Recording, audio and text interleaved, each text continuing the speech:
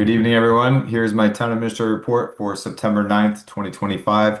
I held a coffee hour today at Clark Farm Market. This was to anticipate the November 2nd special town meeting and to hear any comments folks had. I also have another coffee hour at Clark Market scheduled for October 14th. Today's topics included discussion about the community center and how to continue to advocate for a community center or a senior space in town. Also, there's been there was one person who came today, but it's been a lot of talk lately about Eversource's work in town, especially on Tophet Road and some of the trees that have been downed around town. So we are working with our liaison and advocating for those projects, but it can be difficult to work with Eversource and get information because they are working throughout the county. And then the last topic was parking and continued grievance at the Woodward property and working with the various boards and committees on those processes. So the no parking signs for the S curve on Maple Street is something that was referred to the safety committee, but may come up to you in the future. So those were the topics today in a very spirited and robust coffee hour. For human resources reports and appointments, I have appointed since your last meeting James Mastro Giovanni as sergeant. You saw him pinned at your last meeting. Melissa Danish, our new assistant town clerk, and Sam Fisher, driver laborer for the Carlisle DPW. Melissa Danish accepted our offer to become the new assistant town clerk beginning October 6th. She's attorney and current select board member in Andover, where she served as chair, and she has a tremendous amount of experience that's necessary for a town clerk's office. She has a detailed and thoughtful approach to municipal government and brings much needed election experience to the position. She'll also be serving as the assistant to the Historical Commission, which is necessary and very much wanted by that board. And we also plan on using that position, and this is all budget neutral, to help other boards, what we call orphan boards, those who do not have dedicated staff to catch up on minutes and do administrative tasks. So this is going to be a very important position for the town. We're excited to have someone as experienced as Melissa.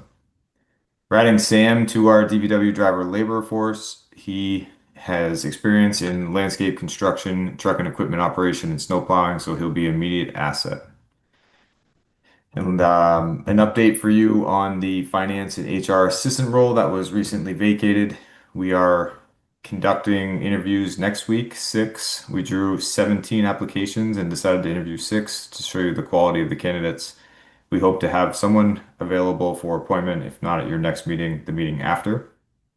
And we continue to go through the processes for our police officer position, and we will update you at your next meeting on where we are with that.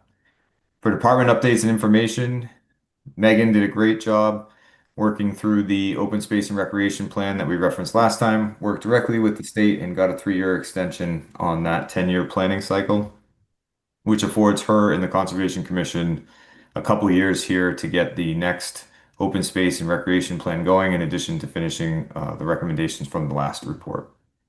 At your last meeting, you heard from a resident on Audubon Lane and authorized an engineering study. That work has begun. We've handed over all the data that we had.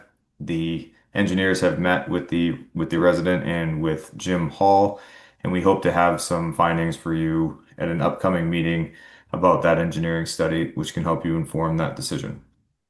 The town clock repair is underway. We don't have a definitive timeline for when it'll be fixed, but we hope it's soon so that people can hear the traditional chimes. I've had several requests come about when your annual town meeting date might be coming, and I'm going to continue to recommend to the board that we set these dates as early as possible.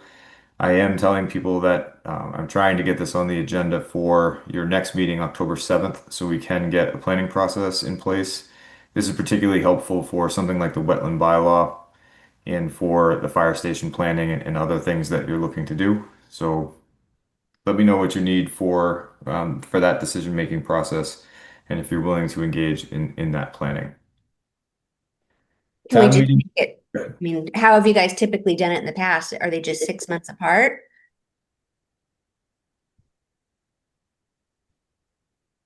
So historically, it is we haven't had a special town meeting in the fall for a couple of years. So in my time here, it's not set in stone, but typically these dates would be set a year in advance of the meeting to help with the planning cycles. Oh, okay. That's not Carlisle specific. That's a best practices recommendation. Okay, town meeting bylaw approvals. Any bylaw that is passed by town meeting has to be reviewed by the Attorney General. We got feedback on the two that were passed at the annual town meeting.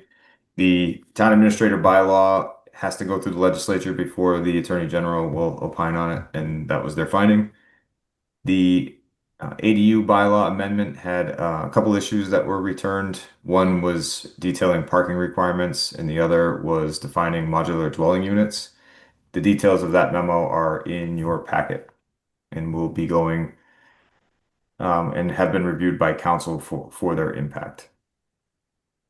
In terms of capital project updates, the elevator modernization project is out to bid with a return date of October 17th, 2025. We had about half a dozen firms meet with our facilities department today and one more scheduled for tomorrow to review the elevator project. We had a lot of interest last time. We have just as much interest this time, so we're hoping that this time the project goes through without any issue. We have contracted with the Boston Mechanical for the brick building HVAC project, coordinating with our facilities department to schedule the actual install and working with the MFC and Recreation Department to make sure that its impact on programming is limited. But we do expect this to be completed before the winter. As many of you know, we had an incident at Town Hall today. To really summarize it quickly, there have been some issues with the copper and brass piping in Town Hall because of the hardness of the water. So it's causing pinhole leaks, and today that leak was identified right before it exploded is the wrong word, but really just started to spray. Um, Steve, our facilities tech, took the brunt of it, handled it well. It actually started spraying when he was in the bathroom. So the whole team in Town Hall worked together to shut the water off. That did close Town Hall. The damage was limited and minimized. We had a plumber come in today, so Town Hall will be open again tomorrow. We have included looking at all of this piping for the bathroom renovation that is now back out to bid. So we're hoping to have that returned by the end of October, and we'll continue to monitor that piping. And again, that scope has been widened to include this. I'm going to be recommending to the MFC that any additional funding that they may or may not have be added to this scope to try to avoid some of this continued plumbing problem that we're having at Town Hall. In terms of your road maintenance, your supplemental road maintenance plan that's going on, Lazaro Paving is in town starting to work on the Vanta Davis track, which you'll hear about an update quickly or soon, and then they'll move to the paving project next week and the week after. And we have a communications plan for all of the residents on the town websites and to the schools to make sure that people are tracking this. For CPA project updates, as I just mentioned, the Banta Davis track rehabilitation is beginning. We reviewed the site with the recreation department and our engineers.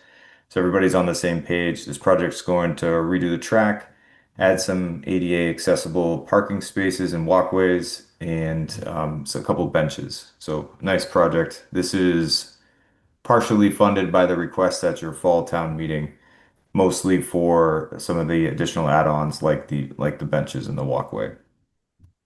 The Dimmitt Park study is progressing. We've signed a survey contract and are working through the details of a design contract.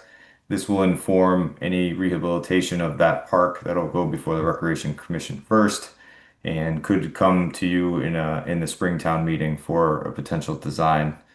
That's not finalized that it would come to you in the spring, but we should be prepared for it. It would likely be a CPA request. For building construction projects, the Library Renovation Building Committee continues to work through the design process. The 60% design is now complete with an associated estimate. These figures will be reviewed by the building committee and will inform what may or may not be necessary for additional funding or changes to the finalized design. And we are working with the architect and the OPM to start anticipating the 100% documents and any bidding that's associated with it. So this project is certainly moving quickly, and We need to make sure that you're following this project and any funding issues that come up as the money for the project, mostly through donations, is moved to the town, and then we start to guide that process. For the police station renovation, the initial soil test showed little to no contamination. The sniff test came back, as I told you last time, without any issues. When it went to the lab, and this isn't surprising, there was contamination detected, but it wasn't to the level that would require the soil to be removed from the site, so the soil could be put back into the site. The only condition is we'd have to put on something called an AUL that would mark the site as contaminated well into the future. This would be much more of a problem for, say, a resident. But since we are putting a police station here and likely to have one here for the next generation or two, the AOL is a good compromise because it doesn't have the cost of removing the dirt. So that's a decision that we'll have to make. The building committee will be involved in that and we'll let you know. But we're leaning towards marking the site with the AUL and reusing the dirt to minimize the cost and to eat less into the contingency. If you look on our town Facebook site, you will see some pictures. The inside of the police station has already begun in terms of renovation. The female locker space and the gym have been completely gutted. So this is really starting to move. So if you want to be inspired for future building projects, take a look at those pictures and or go take a tour. It's starting to move pretty quickly. There are several notifications for you to review in terms of signage around town and town common usage. Nothing out of the ordinary, though, that we need to flag, but that is in the report. And I'd like to end my report to you with some recognition. I mentioned earlier the work that Megan did with the open space plan, and I just wanted to highlight her stepping into the challenging role of succeeding what many of you would agree is a living legend in Sylvia. And she's quickly adapted as our new administrator and worked through that transition process while also starting to implement her footing and her mark. So while she's still very much in her information gathering phase, she's taken on several initiatives, including emergency repairs to the Cranberry Bog Dam.